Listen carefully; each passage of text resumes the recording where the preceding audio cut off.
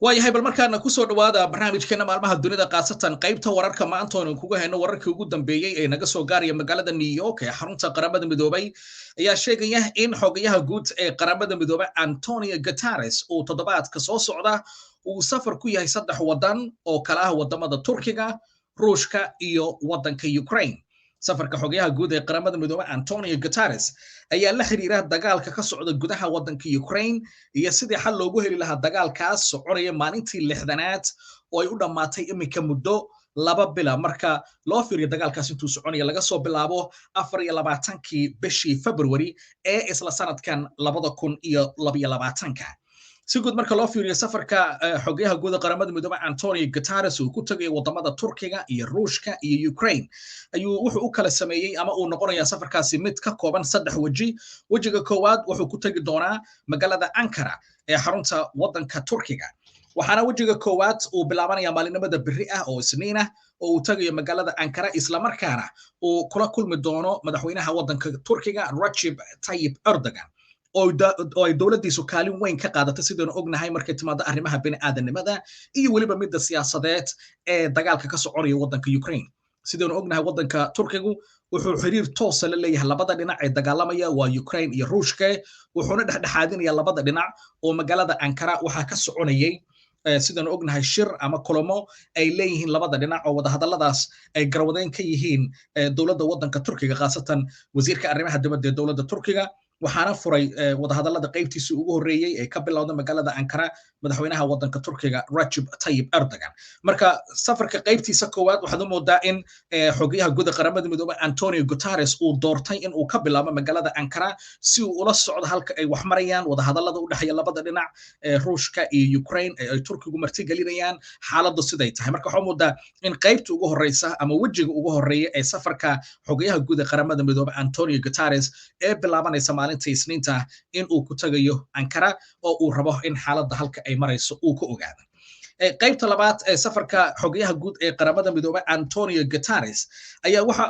lagu wadaa in maalinta Salaasada ee isla toddobaadka soo socda uu gaari doono magaalada Moscow ee xarunta wadanka Ruushka, halkaas oo kula kulmi doono madaxweynaha wadanka Ruushka Vladimir Putin iyo waliba wasiirka arrimaha dibadda ee wadanka Ruushka Sergey Lavrov. kulamadaas oo ahaan doona kuwa dhinacyo badan lagaga hadli doono qaasatan marka ay timaado dagaalka ka socda dalka Ukraine iyo sidii xabad joojin degdeg ah looga gaari lahaa dagaalka ka soconaya gudaha wadanka Ukraine. si kale haddaan u fiirino Antonio Guterres waxaad u moodaa iyo qaramada midoobay marka loo fiiriyo xiriirka ka dhaxeeya ayaga iyo Ruushka inuu sidaas u sii wanaagsaneen marka loo fiiriyo dagaalkan ka soconaya gudaha wadanka Ukraine. si toos ah oo dadku ay wada og yihiin ayuu Antonio Guterres u dhaleeceeyay weerarkii ay qaaday dawladda Ruushku markii ay ahayd 24kii bishii February isaga oo ku tilmaamay inay tahay mid ka mid ah qodobada u yaala qaramada midoobay inay jabiyeen Ruushka oo ah in dal uu ku duulo dal kale. sida marka loo eego marka xiriirka ka dhaxeeya labada dhinac aan iraahday xagga iyo qaramada midoobay oo Antonio Guterres iyo waliba dhanka Ruushka oo uu hogaaminayo madaxweyne Putin ma aha mid sidaas u wanaagsan, waxaana noqonaysaa markii ugu horeysay ee labada nin ay kulmaan tan iyo markii uu bilowday dagaalka 24kii February dagaalka ka soconaya gudaha wadanka Ukraine. marka si kale hadii loo fiiriyo xiriirku ma aha mid sida u wanaagsan. kulanka ka dhici doona magaalada Moscow ee u dhaxeeya labada nin Antonio Guterres xogayaha guud ee qaramada midoobay iyo madaxweynaha wadanka Ruushka wax laga filan karo oo hadda cad ma jirto, laakiin waxaanu ognahay in qaramada midoobay iyo Antonio Guterres ay xoog saarayaan sidii Ruushka lagaga dhaadhacsiin lahaa in xabad joojin degdeg ah la gaaro isla markaana xabad joojintaas ay noqoto mid miro dhasha oo aysan noqon mid ku eg oo kaliya kulankaas. si kale haddaan u fiirino xiriirka labada dhinac ka sokow waxaa u moodaa siyaasadda wadanka Ruushku marka ay fiirinayso xagga iyo qaramada midoobay inaysan mararka qaar u arkin mid dhexdhexaad ah, laakiin wixii ka soo baxa haddii ay beedno waxaad kula socon doontiin barnaamijkeena maalmaha dunida qaasatan qaybta wararka maanta. dhanka kale wajiga saddexaad ee safarka Antonio Guterres xogayaha guud ee qaramada midoobay wuxuu ku tagi doonaa magaalada Kiev ee xarunta wadanka Ukraine, halkaas oo uu kula kulmi doono madaxweynaha wadanka Ukraine Zelensky iyo waliba wasiirka arrimaha dibadda Ukraine. kulanka uu la yeelanayo madaxda waddanka Ukraine waa mid iska toos ah oo cad oo la og yahay waxa lagaga hadlayo badanaa waa arrimaha bini'aadanimada markay timaado sida dadka weli ku go'doonsan goobaha dagaaladu ay ka socdaan ay qaramada midooba kaalin uga qaadan lahayd in dadkaas goobahaas ay colaad iyo dagaalada xooggan ay ka socdaan ee weliba dhanka bari ee gobolada ku yaala waddanka Ukraine dadka lagaga soo badbaadin lahaa arrimaha bini'aadanimadan ognahay iyo xagga samafalka oo kulanka lagaga hadli doono waxaana xusid mudan in qaramada midoobay ay sheegtay in ka badan 5 milyan oo qof ay ka qaxeen waddanka Ukraine iyadoo wadamada ay u qaxeen ay yihiin badanaa wadamada dariska iyo qaaradda tan Yurub 5 milyan oo qof oo u dhashay waddanka Ukraine ay qaramada midoobay sheegtay inay imika yihiin dad qaxay waxa kaloo jira dad aad u fara badan oo malaayiin oo iyaguna barakacay oo ka soo barakacay magaalooyin dhowr oo dagaalada xoog uga socdeen u soo barakacay dhanka galbeed ee waddanka Ukraine safarka marka waxa uu moodaa marka dhinac kasta laga fiiriyo safarka uu Antonio Guterres la yeelan doono madaxweyne Zelensky madaxweynaha Ukraine iyo marka uu la yeelan wasiirka arrimaha dibadda dalka Ukraine in badan uu ahaan doono mid la xiriira arrimaha bini'aadanimada mid la xiriira dhaqaalaha qaramada midoobay ay ugu tala gashay inay ku caawiso ama ay ku taageerto dadkaas qaxootiga ama barakacay u dhashay waddanka Ukraine in badan oo kamidana ay baxeen ilaa 5 milyan oo qofood muddo 60 maalmood gudahoodna ay gaareen wadamo dhowr ah oo ku yaala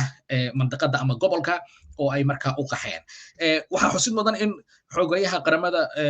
midoobay Antonio Guterres uusan taginin gobolada ay dagaalada ba'an ay ka socdaan iminka shaashada ka aragtiin sida gobolada dhanka bari kaliya laakiin safarkiisu uu ku ekaan doono magaalada Kiev ee xarunta waddanka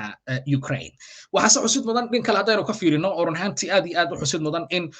madaxweynaha waddanka Ukraine Zelensky uu aad uga carooday go'aanka xogayaha guud ee qaramada midoobay go'aanka la xiriira in qaramada midoobay xogayaheedii uu safarka ka soo bilaabayo magaalada Moscow ee xarunta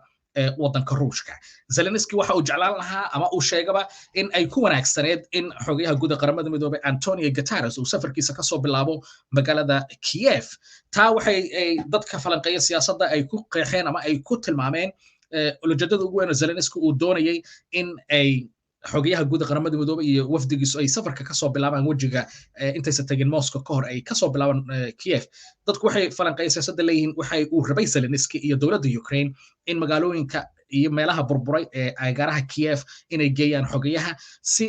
kulanka uu la yeelanayo madaxweynaha waddanka Ruushka uu ugu bandhigo in uu indhihiisa ku soo arka dhibaatada ciidamada Ruushku ay u geysteen gudaha waddanka Ukraine qaasatan magaalada Kiev iyo agagaaraheeda oo duqeymo ba'an la kulma intii lagu guda jiro dagaalkan muddada 20 maalmood marka Zelensky arrintaas aad buu uga carooday wuxuu jeclaan lahaa in isaga laga soo bilaabo kulanka kadibna xogayuhu uu gaaro magaalada Moscow laakiin taam aysan dhicin marka maalintii Isniinta waxaa dhici doona haddii ay beedma safarka qaybtiisa koowaad oo ah magaalada lagu tagi doono Ankara oo Turkiga waxa ku xigi doona magaalada maalinta Salaasada oo xogayuhu uu ku tagi doono dalka Ruushka qaasatan magaalada Moscow halka maalinta Khamiistana safarka qaybtiisa saddexaad uu ku tagi doono magaalada Kiev ee xarunta waddanka Ukraine wixii warar oo ku soo kordha xaaladda iyo isbedelada siyaasadeed ee ka socda guud ahaan dagaalka